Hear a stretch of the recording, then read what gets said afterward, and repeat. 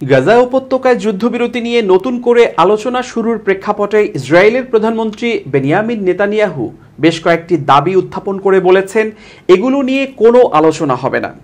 আর এর ফলে ফিলিস্তিনের প্রতিরোধ আন্দোলন হামাসের সাথে যুদ্ধবিরতি এবং পণবন্দি মুক্তি আলোচনা ভণ্ডুল হয়ে যাওয়ার আশঙ্কার সৃষ্টি হয়েছে। তার নতুন আবদারগুলোর মধ্যে রয়েছে ইসরায়েলের যে কোনো সময় আবার হামলা শুরু করতে পারার নিশ্চয়তা। রোববার রাতে নেতানিয়াহুর এই আবদারের ফলে ইসরায়েল এবং মধ্যস্থতাকারী উভয়ের মধ্যে ক্রোধের সৃষ্টি হয়েছে। অনেকে অভিযোগ করেছেন এর মাধ্যমে তিনি শান্তি আলোচনাকে ভণ্ডুল করে দিচ্ছেন। অনেক কাঠখড় পোড়ানোর পর চলতি সপ্তাহে আবার শান্তি আলোচনা শুরু হতে যাচ্ছে। হামাস বেশ নমনীয়তাও প্রদর্শন করেছে, কিন্তু নেতানিয়াহুর নতুন শর্ত সবকিছু শেষ করে দিতে পারে বলে আশঙ্কা করা হচ্ছে। নেতানিয়াহুর অফিস থেকে রোববার রাতে 4টি দাবি উত্থাপন করা হয়েছে।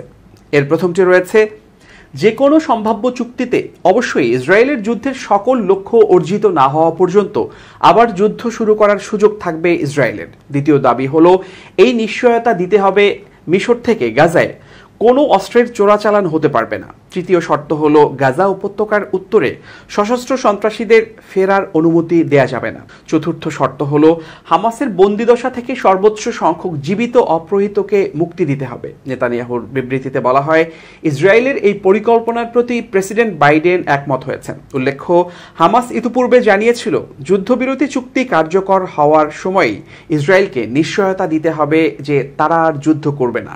ইসরায়েল এই শর্তে রাজি হয়নি। হামাসকে পরে জানায়, কাতার ও মিশর তাদেরকে নিশ্চয়তা দিয়েছে যে 3 দফার যুদ্ধবিরতি চুক্তির প্রথম দফার পর দ্বিতীয় দফা বাস্তবায়নের সময় স্থায়ী যুদ্ধবিরতি নিয়ে আলোচনা হবে। এই সময় ইসরায়েল যুদ্ধ করবে না বলে মিশর ও কাতার মৌখিকভাবে নিশ্চয়তা দিয়েছে। হামাস এটা মেনে নিয়ে বলেছে তাদেরকে লিখিতভাবে এই নিশ্চয়তা দিতে হবে। এদিকে ওয়ালা নিউজ জানিয়েছে, ইসরায়েলি গোয়েন্দা সংস্থা মোসাদের প্রধান ডেভিড বার্নিয়া দোহায় কাতারি আলোচকদের জানিয়েছেন, মধ্যস্থতাকারীদের পক্ষ থেকে লিখিত প্রতিশ্রুতি দেয়া যাবে না। এদিকে নেতানিয়াহুর অফিস থেকে নতুন যেসব শর্ত দেয়া হয়েছে তা ইসরায়েলের নিরাপত্তা কর্মকর্তা এবং মধ্যস্থতাকারীদের মধ্যে ক্ষোভের সৃষ্টি করেছে। তারা বলছেন, এসব দাবির মাধ্যমে সম্ভাব্য শান্তি চুক্তির বুকে ছুরিকাঘাত করা হয়েছে। ইসরায়েলের এক নিরাপত্তা কর্মকর্তা পরিচয় প্রকাশ না করে চ্যানেল 12কে বলেন, নেতানিয়াহু ভান করেন যে তিনি চুক্তি চান, কিন্তু কার্যত তিনি শান্তি চুক্তি ভণ্ডুল করতে চান। তিনি বলেন, বন্দীদের মুক্তির ব্যাপারে নেতানিয়াহুর কোনো উৎসাহ নেই, তিনি বরং তার অবস্থানকে চরম পর্যায়ে নিয়ে যেতে চান।